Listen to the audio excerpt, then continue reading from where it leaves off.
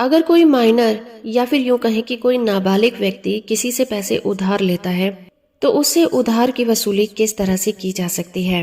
आज हम बात करने वाले हैं एक माइनर को एडवांस मनी देने के रिलेशन में गारंटी क्या कहती है।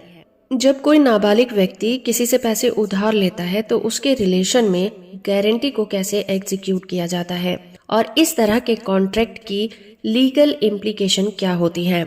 इंडिया में माइनर एक ऐसा पर्सन है जो अभी 18 साल का नहीं हुआ है और एक कॉन्ट्रैक्ट लीगली बाइंडिंग एग्रीमेंट होता है जो दो या दो से ज्यादा लोगों के बीच में किया जाता है, जिसमें कि लीगल शर्तें लिखी होती हैं जो लॉ के द्वारा एनफोर्स करवाई जा सकती हैं। हालांकि जो एक माइनर व्यक्ति होता है इंडिया में किसी भी कॉन्ट्रैक्ट को करने के लिए एलिजिबल नहीं माना जाता। Any contract entered by a minor is void and can not be enforced by law. मतलब कि सेक्शन 11 हमें ये बताता है कि एक नाबालिग के द्वारा किया गया कॉन्ट्रैक्ट पूरी तरह से शून्य होगा।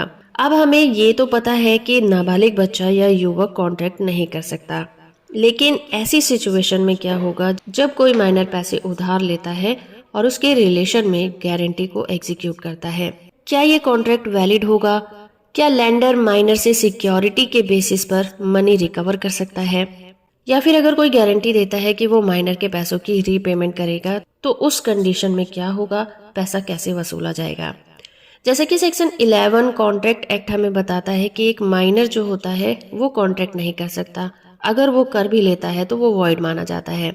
इसका मतलब ये हुआ कि लैंडर ने अगर नाबालिग को पैसा उधार दिया है तो उसकी वसूली नहीं कर पाएगा, भले ही नाबालिग ने पैसों की उधारी के बदले में कोई चीज उसके पास गिरवी ही क्यों न रखती हो। लेकिन इस रूल का एक एक्सेप्शन है जो कि माइनर के द्वारा किए गए कॉन्ट्रैक्ट को वैलिड बना देता है। जब कोई व्यक्ति माइनर द्वारा किए गए डेब्ट की गारंटी दे देगा तो ऐसी कंडीशन में लैंडर गारंटर के अगेंस्ट एक कॉन्ट्रैक्ट कर सकता है। इसका मतलब एक नाबालिग के रिलेशन में दी गई गारंटी तभी वैलिड होगी जब कोई तीसरा व्यक्ति उसे रीपेमेंट की सिक्योरिटी दे देगा। एक famous case Kailash and Shripat में बॉम्बे हाई कोर्ट ने कहा था कि सिक्योरिटी लायबल होगी पर माइनर द्वारा किया गया कॉन्ट्रैक्ट लायबल नहीं होगा।